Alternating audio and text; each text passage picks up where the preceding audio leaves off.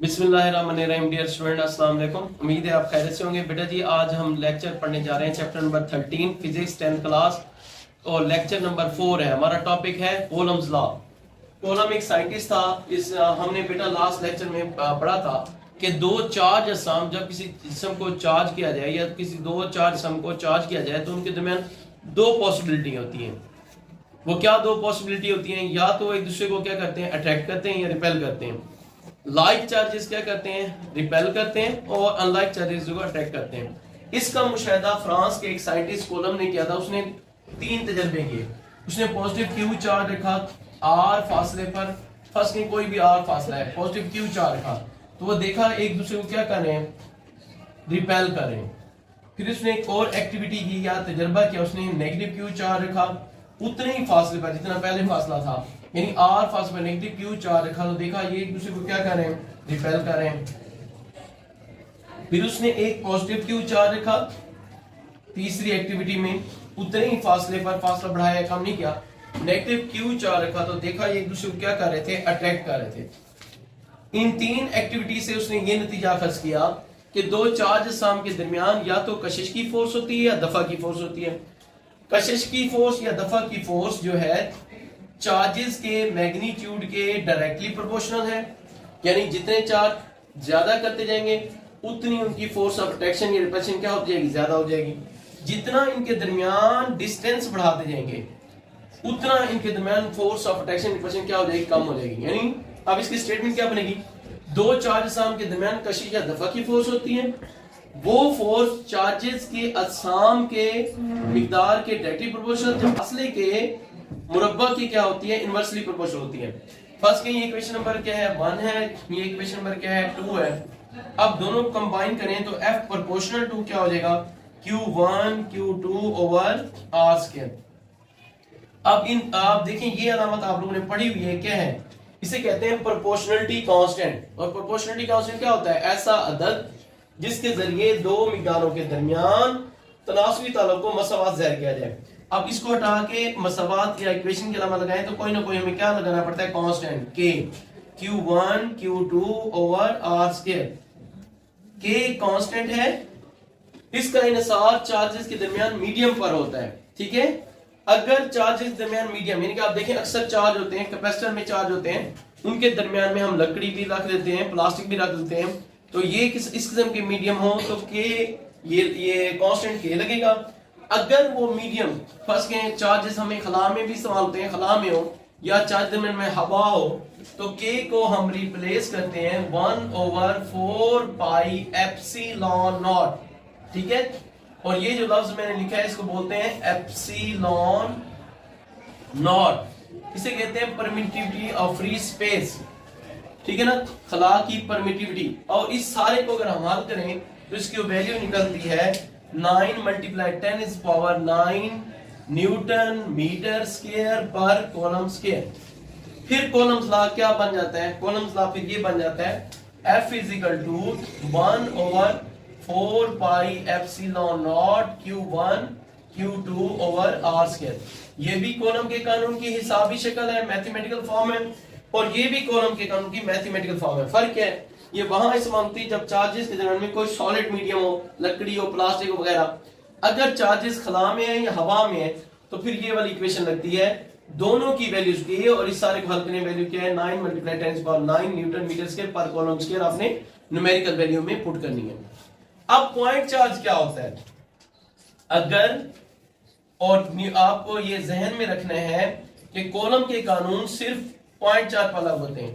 अगर दो चार्जेस की जिसामत उनके दरमियान फासले से इंतहाई कम हो, मसलन आपके पास एक चार्ज है पॉजिटिव क्यू और फर्स्ट करें वो 1 कॉलम है, और दूसरा है नेगेटिव क्यू, फर्स्ट करें वो भी 1 कॉलम है, और उनके दरमियान फासला जो है 2 सेंटीमीटर।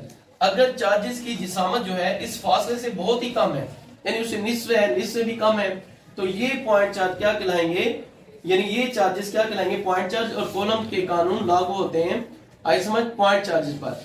अब देखें इनके दरमियान डिस्टेंस कितना है, 2 सेंटीमीटर, जबकि देखें चार्ज Q1 Q2 दोनों 2 से निस्फ है या इससे भी कम है। ये एक कॉलम है, यानी बहुत ही छोटे छोटे हैं, उनके दरमियानी फासले बहुत कम, इन्हें कहते हैं पॉइंट चार्ज।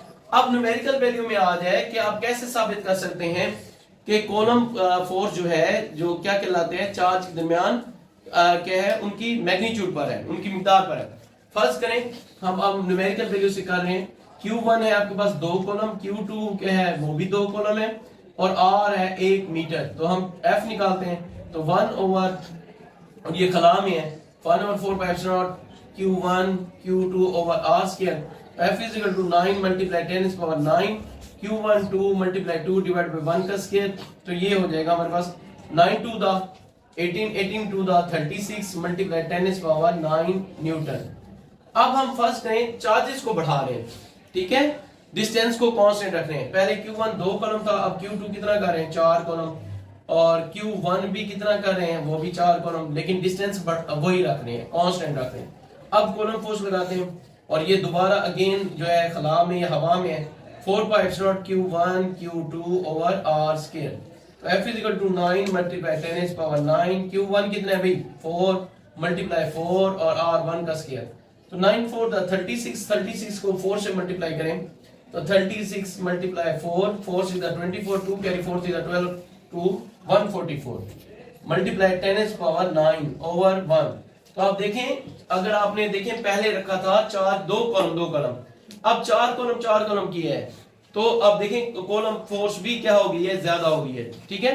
उसको डबल करने से आप अगर चार्जेस की मिकदार को बढ़ाएंगे तो कॉलम फोर्स भी क्या हो जाएगी, बढ़ जाएगी। जबकि इसके दरमियान अगर आप डिस्टेंस को बढ़ाएंगे तो कॉलम फोर्स क्या हो जाएगी, आधी हो जाएगी। देखें Q1 है फर्स्ट ने 1 कॉलम, Q2 है वो भी है 1 कॉलम, और उसके दरमियान डिस्टेंस है 1 मीटर। तो कॉलम फोर्स निकालते हैं, 1 over 4 pi epsilon not Q1 Q2 over R square. 1 over 4 pi epsilon क्या होता है 9 मल्टीप्लाई 10 इज पावर 9, Q1 कितने हैं 1 और 1 नीचे 1 का स्क्वायर।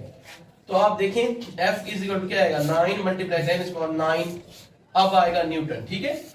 अब चार्ज को वही रहने दें, Q1 पहले 1 कॉलम था अब भी 1 कॉलम है, Q2 पहले भी 1 कॉलम था अब भी 1 कॉलम है, जबकि R पहले 1 मीटर था अब 2 मीटर कर लेते हैं। फिर देखते हैं कॉलम फोर्स क्या होगी, 1 over 4 pi epsilon not Q1 Q2 over R square. 9 multiply 10 is power 9, Q1 1 multiply 1, 2 का स्क्वायर क्या हो जाता है 4, तो 9 मल्टीप्लाई 10 इज पावर 9, 2 का स्क्वायर 4। अब देखें 9 को 4 पर डिवाइड करें तो कॉलम फोर्स क्या हो जाएगी, पहले क्या थी 9 मल्टीप्लाई 10 पावर 9, अब उसका क्या हो जाएगी, हाफ हो जाएगी तकरीबन। आप देखें हम 9 4 0.0, ये पहले ये देखें 4 to the 8 1.0, 4 to the 8 2, और ये क्या हो जाएगा 0, तो ये हो जाएगी तकरीबन 2.25। अगर हम देखें रेडियस उसके दरमियान फासले को बढ़ाएं तो कॉलम फोर्स तकरीबन उससे 4 गुना क्या हो जाती है, कम हो जाती है। तो ये न्यूमेरिकल वैल्यू आ जाए, एग्जाम में एनुअल आ जाए, एमसीक्यूज एनुअल एग्जाम में आ जाए कि अगर चार्ज की मिकदार बढ़ाएं तो आप कहोगे फोर्स की मिकदार बढ़ेगी, अगर उनके दरमियान डिस्टेंस को बढ़ाएं तो कॉलम फोर्स क्या हो जाएगी, 4 गुना कम हो जाएगी। तो ये आपके बोर्ड से रिलेटेड एमसीक्यूज भी हल हो सकते हैं। एक चीज का ख्याल रखना है, आपने पढ़ा था 9th क्लास में न्यूटन लॉ ऑफ ग्रेविटेशन, अगर ये आ जाए आपके एनुअल एग्जाम में Newton law of gravitation 9th का और कॉलम फोर्स, इनमें क्या सिमिलरिटी है। दोनों में सिमिलरिटी ये थी कि वहां भी मास के बढ़ाने से जो न्यूटन की लॉ ऑफ ग्रेविटेशन में फोर्स बढ़ती थी, यहां भी चार्ज को बढ़ाने से कॉलम फोर्स बढ़ती है, लेकिन वो फोर्स सिर्फ अट्रैक्शन थी, जबकि कॉलम फोर्स अट्रैक्शन भी होती है रिपल्शन भी होती है। उसमें जी की वैल्यू क्या थी, बहुत ही कम थी, 6.673 मल्टीप्लाई 10 इज पावर माइनस 11 थी, और जबकि इसमें जो हम कांस्टेंट लगा रहे हैं 1 ओवर 4 पाई एप्सिलॉन नॉट, या कि इसकी वैल्यू बहुत ज्यादा है 9 मल्टीप्लाई 10 इज पावर 9, और ये रिपल्सिव भी है और अट्रैक्टिव भी है। तो उम्मीद करते हैं इस टॉपिक से रिलेटेड मैंने सारे कोशिश की है कि MCQ, short question, conceptual question, और अगर ये डिटेल में आ जाए तो तस्वीरों के साथ मैंने समझाया, आपको समझ आ गई होगी। अगर आपको इसके बावजूद भी कोई चीज समझ नहीं, आपके जहन में मजीद कुछ सवाल है तो आप मुझे दोबारा भी पूछ सकते हैं, तो इंशाल्लाह मैं आपको दोबारा इनबॉक्स करें, मैं आपको इसको डिटेल से बता दूंगा। ओके, अल्लाह हाफिज। अगर तुम लोग नए हो तो सब्सक्राइब करो, वो जो लाल वाला बटन है उस पर कुछ भी फेंक के मारो, ये माइक फेंक के मारो, ये कैमरा फेंक के मारो, मैंने उल्टा बोल दिया लेकिन मुझे फर्क नहीं पड़ता है, बस सब्सक्राइब करो, मुझे नहीं पता।